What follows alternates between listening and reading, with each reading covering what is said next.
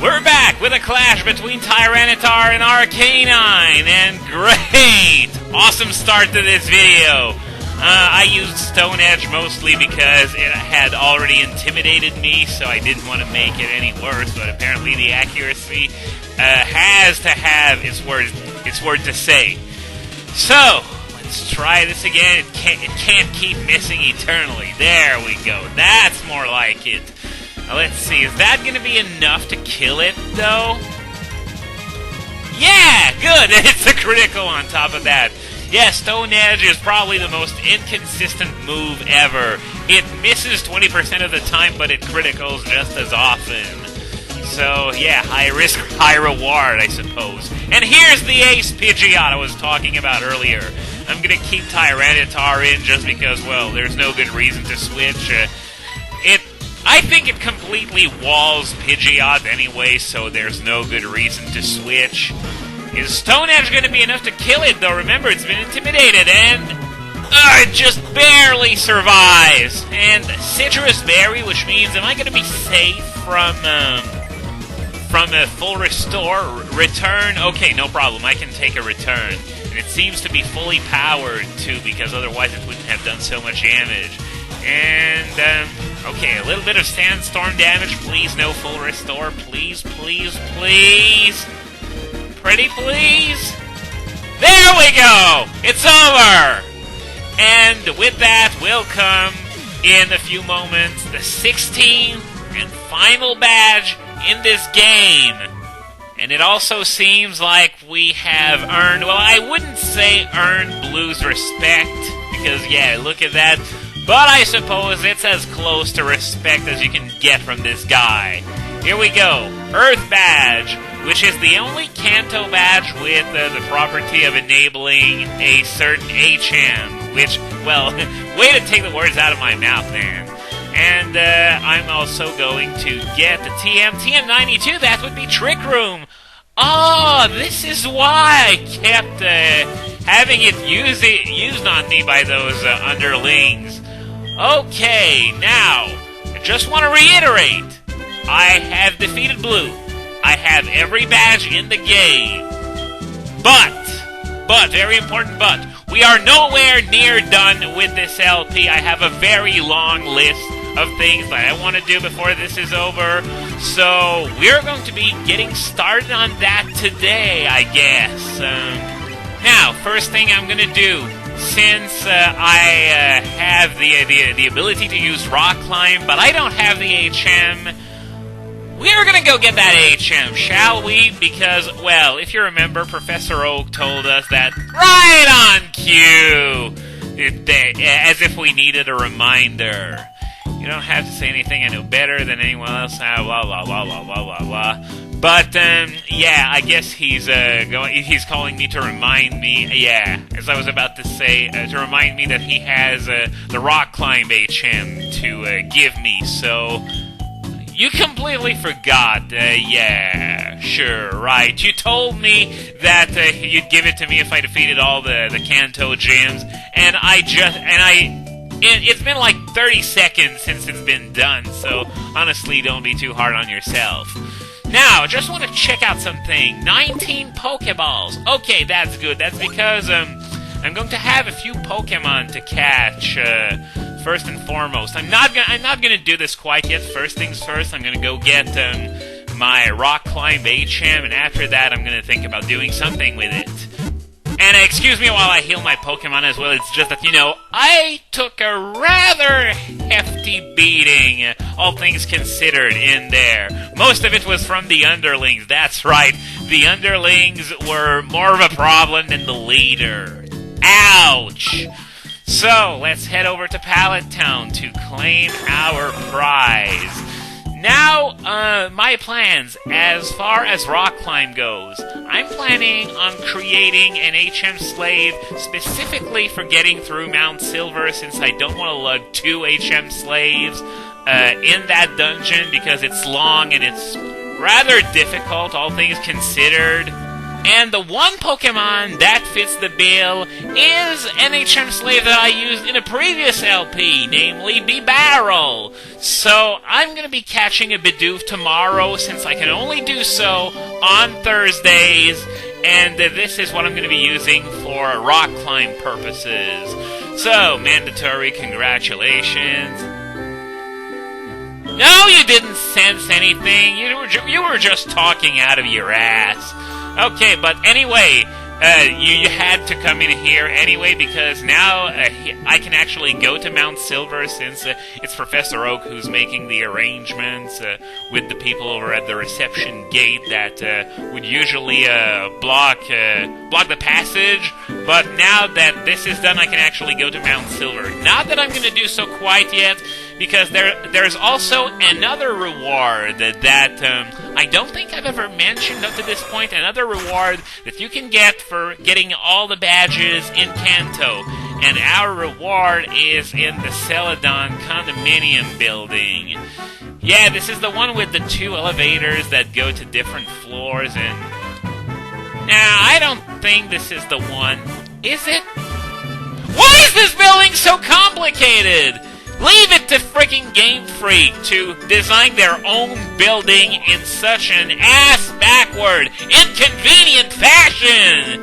Yeah, because this is what Game Freak does best, trolling us all! And, yeah, I guess this is the one after all, because the other one went straight to the roof, and I don't want to go to the roof, just want to go to the floor with where the Game Freak employees are. So, I really hope I'm doing this right, though. Okay, at least we're in the good place now. To find the guy who actually gives me that reward. Planner, that's not it.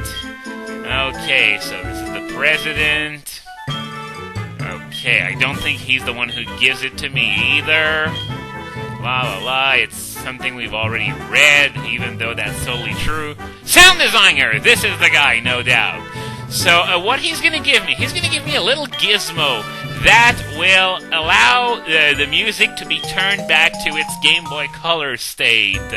So, for example, right now you're hearing the DS version of the Celadon theme, but if I were to turn this on, then you would hear the Gold, Silver, Crystal music for Celadon. So, as soon as he's done talking, I'm going to make a little demonstration. It's a gadget full of wonder, tried at various places. There's a fun fact about this thing is that even in some areas that weren't in Gold, Silver, Crystal, you're going to hear Game Boy Color style music. And he's taking the words right out of my mouth again! This is... this is creepy, actually. So, tried at various places. Okay, now, I'm going to demonstrate this to you. You go into key items, and this has got to be all the way at the end. GB sounds, use.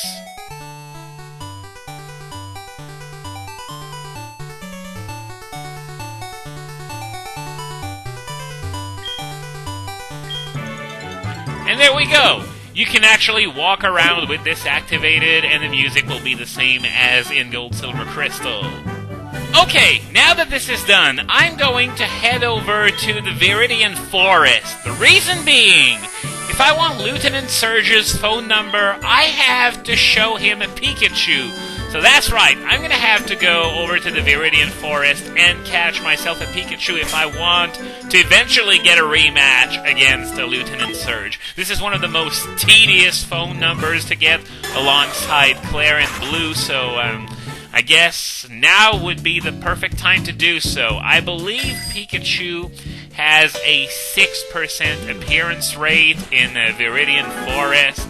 I think it's sort of like in Red, Blue, and Yellow. I think you can even find the same wild Pidgeottos as you used to in Red, Blue, and Yellow. Gengar goes in the lead because obviously it's my lead. Let's see, can I get lucky and get it on the first try? No. I was about to freak out when I saw a yellow Pokemon, but unfortunately, it's not the right yellow Pokemon. So for that, you shall die! But all joking aside, of course I'm not going to show you the whole hunting part, so I'm going to meet up with you guys when I find one. Okay, got a Pikachu.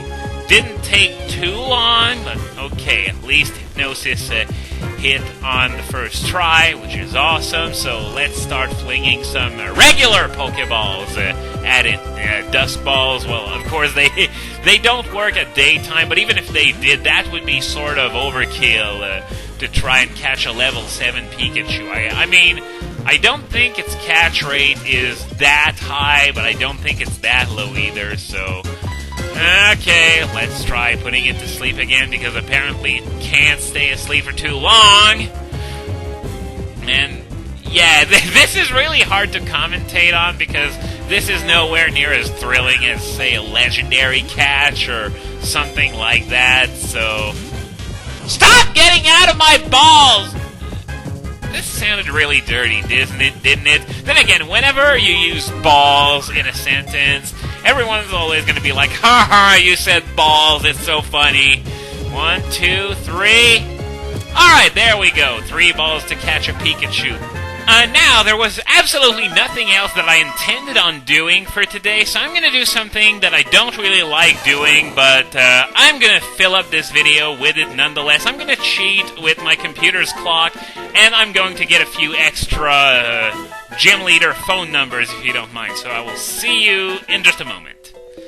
Okay, first up is Blaine. You can stop by Cinnabar Island on Tuesdays, and he's going to be hanging out near the Pokémon Center. Not that there's much else of a spot to hang out, but whatever. At any time on Tuesdays is fine. So we just got Blaine's phone number, and now we are going to go get Brock's. You want to fly to Pewter City, however, Brock is not in Pewter City, rather he's in the nearby entrance to Diglett's Cave. So you need either the Cut HM, I went off screen and got my ferret. No, I don't want to do that, but yeah, I went and got my ferret from the PC just for this. And you want to enter the Diglett's Cave from this side. The alternative is to go through the Diglett's Cave all over again, all the way from the Vermilion entrance. Sorry about that.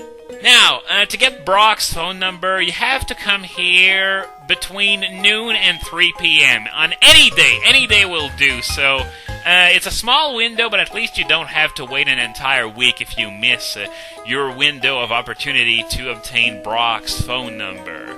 Now, I'll be right back, okay? Okay, I went to mess with the clock a little more. Up next is Misty. You can get her number on any day between 4 p.m. and 6 p.m., I believe. Does that mean I just scored? Because if I did, that's kind of creepy, because I'm twice her age. But, anyway, enough of that. Okay, Wednesday morning for rematches, so... One last phone number for today, and after that, I will be done. You have to go over to Celadon City, and you have to go to the fountain that's near the western end of town.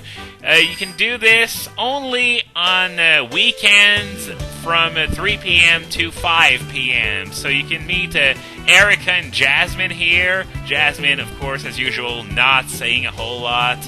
Okay, Whitney from Goldenrod City said you were too plain and should look more fancy. What a gossip whore! Seriously, what's it to her if Jasmine is plain and taciturn? Anyway, this seems to be an origin story on how Jasmine got to participate in the super contests in Sinnoh.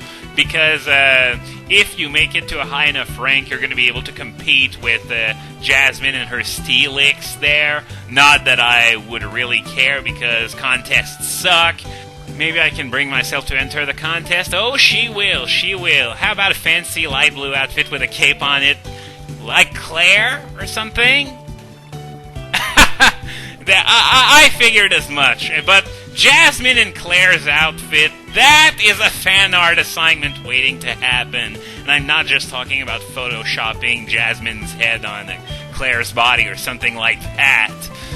Okay, so now once that's done, you can actually trade phone numbers with Erica after this little piece of dialogue that had nothing to do with phone numbers. Anyway, make sure to join me next time, because we are going to go rock climbing!